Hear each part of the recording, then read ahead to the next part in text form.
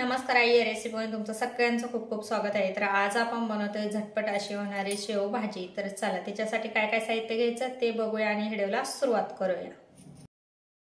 चला तिथं सर्व तयारी करून घेतली, तर काय काय साहित्य घेतलं ते सुद्धा आपण बघूया। तर चला, तर इथं घेतलं आपण मीठ, वाटण्यासाठी इथं टोमॅटो, कांदा, थोडंसं खोबरं, अद्रक, लसूण, कोथिंबीर, हिंग, फोडणीसाठी आपण कोथिंबीर आणि लसूण घेतला, शेव घेतली, धना पावडर, 2 प्रकारचा आपण लाल तिखट, हळद आणि थोडासा कांदा लसूण मसाला, आणि आपण शेव भाजीचा मसाला सुद्धा थोडासा 1 चमचा घेणार आहे। तर जेणेकरून हे मसाला घेतला तो आपण छानपैकी भाजून घेतला। तर कांदे मी उभे चिरून आणि तव्यावर छान सर्व मसाला भाजून घेतला। तर न पाणी घालता आपण याचं वाटण करून घेणार आहे। आता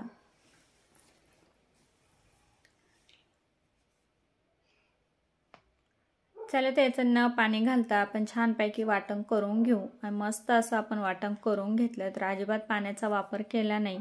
लगेचच आपण 2 पळ्या तेल सुद्धा घालून घेतलं। छानपैकी तेल तापलं का लसूण आणि थोडासा हिंग सुद्धा घालून घेतला, सुके मसाले सुद्धा घालून घेतले। तर तुम्ही कितपत तिखट खाता त्या पद्धतीने तुम्ही मसाल्याचा वापर करा। जेणेकरून आपण न पाणी घालता वाटण करून घेतलं ते सुद्धा घालून घ्यायचं आणि तेल सुटूपर्यंत छानपैकी आपल्याला मसाला परतून घ्यायचा। तो मसाला परतताना गॅस कमीच ठेवायचा आणि छान असा परतून घ्यायचा। तर बघू शकता 1 चमचा भरून मी शेवभाजी मसाला सुद्धा घालून घेतला। तर मी हे नंतर मसाला घातलाय मसाल्यामध्ये। तर बघू शकता तेलामध्ये घातला नाही तर छान अशी टेस्ट लागते। तर 2-3 मिनिटं पुन्हा परत आपण परतून घ्यायचं।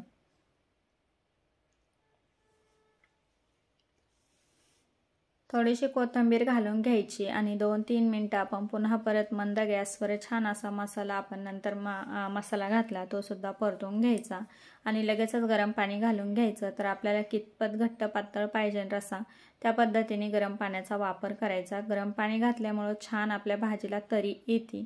तर बघू शकता इथं आपण गरम पाणी घालून घेतलं, छान असं मिक्स करून घेतलं। चवीनुसार आपण मीठ टाकून घ्यायचं। ते त्या चवीनुसार मीठ टाकून घेतलं आणि छानपैकी मिक्स सुद्धा करून घ्यायचं आणि मस्त अशी मंद गॅसवर आपण उकळी करून घेणार आहे। तर बघू शकता आपल्या आता शेव भाजीला छान अशी उकळी आली आणि बघू शकता गरम पाणी घातल्यामुळे मस्त अशी तरी सुद्धा आली।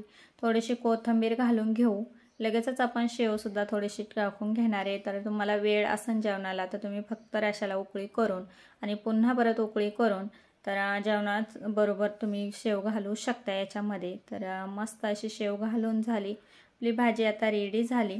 तर आपण आता डिशमध्ये काढून घेऊ। तर मस्त तरीबाज भाजी रेडी झाली शेव भाजी। तर बघू शकता, चला तर डिशमध्ये काढून घेऊ आपण।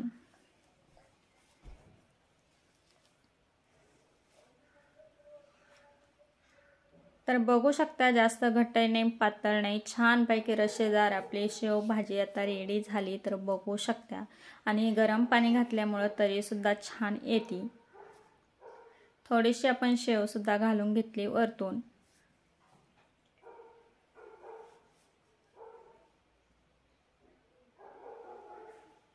तर बघू शकता छानपैकी आपली तरीबाज शेवभाजी रेडी झाली। तर नक्की बनवून बघा, लाईक करा, शेअर करा, चॅनलवर नवीन असेल तर सबस्क्राईब करा। व्हिडिओ पाहिल्याबद्दल धन्यवाद।